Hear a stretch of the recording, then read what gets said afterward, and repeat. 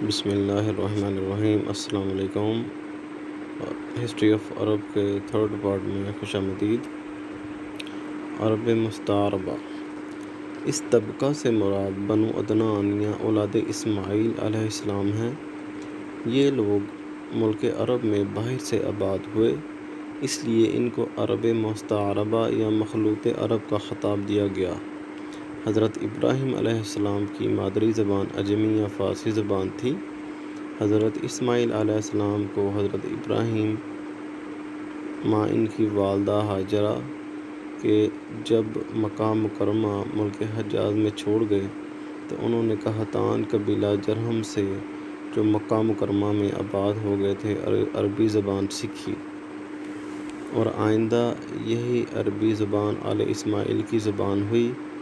حضرت اسماعیل علیہ السلام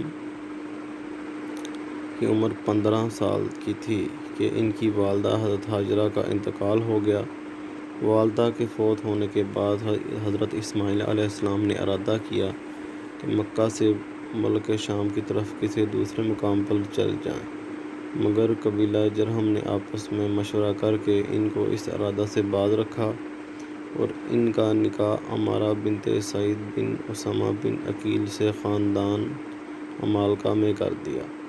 چند روز کے بعد حضرت ابراہیم علیہ السلام اس طرف تشریف لائے اور ان کی اشارہ کے موافق حضرت اسماعیل علیہ السلام نے اس بیوی کو طلاق دے کر قبیلہ جرہم میں سیدہ بنت مضاد بن عمرو سے نکاح کر لیا۔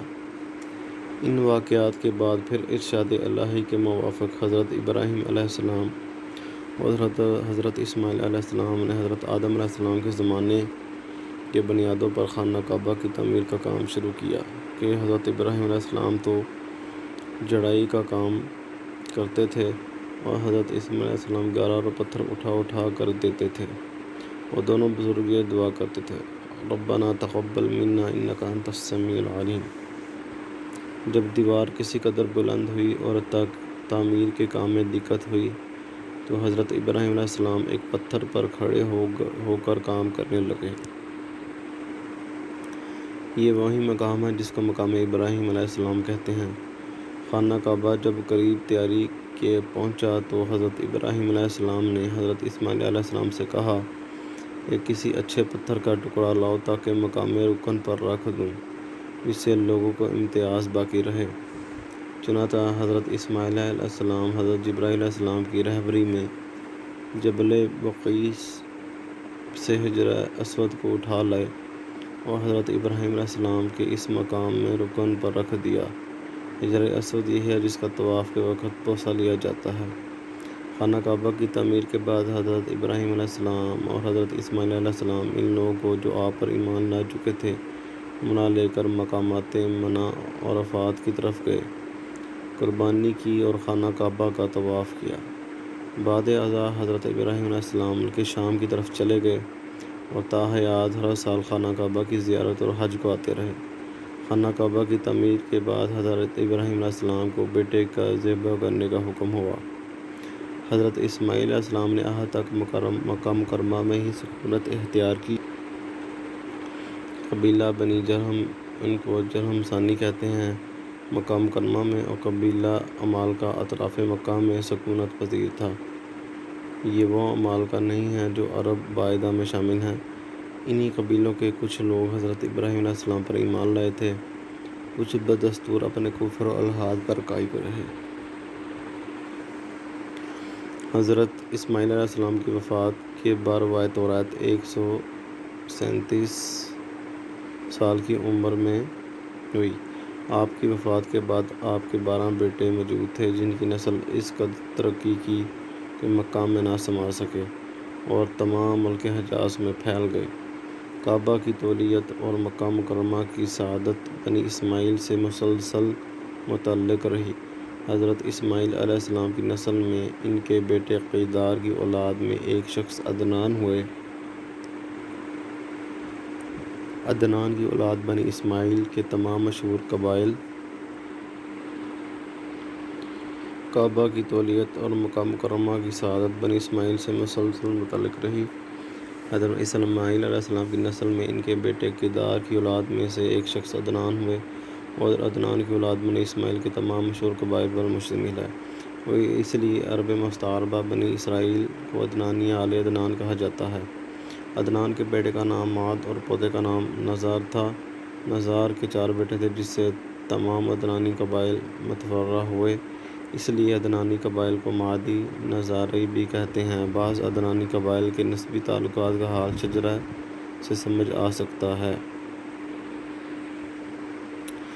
عدنانی قبائل عدنانی قبائل میں ایاد، ربیہ اور مضر بہت مشہور ہوئے۔ ان میں بھی ربیہ اور مضر زیادہ نمور ہیں۔ شرف اور عزت میں یہ دونوں ایک دوسرے کے مد مقابل تھے۔ قبائل مضر کے مشہور قبیلہ کنانہ میں فہر بن مالک تھے، جن کو قریش بھی کہتے تھے۔ قریش کی اولاد میں بہت سے قبائل ہوئے، جن میں بنی سہم، بنی مخزوم، بنی حمح، بنی تمیم، بنی عدی، بنی عبد الدار، بنی زہرہ، بنی عبد المناف زیادہ مشہور ہوئے۔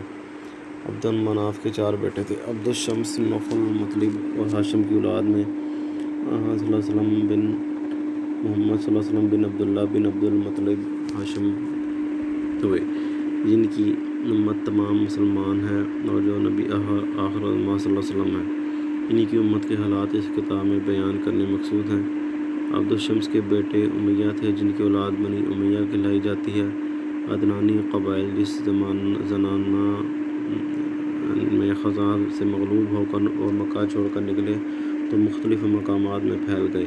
بنی بکر بحرین میں، بنی حنیفہ یمامہ میں، بنی تغلب سواحل فرات پر، بنی تمیم الجزیرہ، بنی سلیم مدینہ کے نواح میں، بنی ثقیف طائف میں، بنی آذر کوفہ کے مغرب میں، بنی کنانہ نے تہامہ میں جا کر بت و پاش اختیار کر لی۔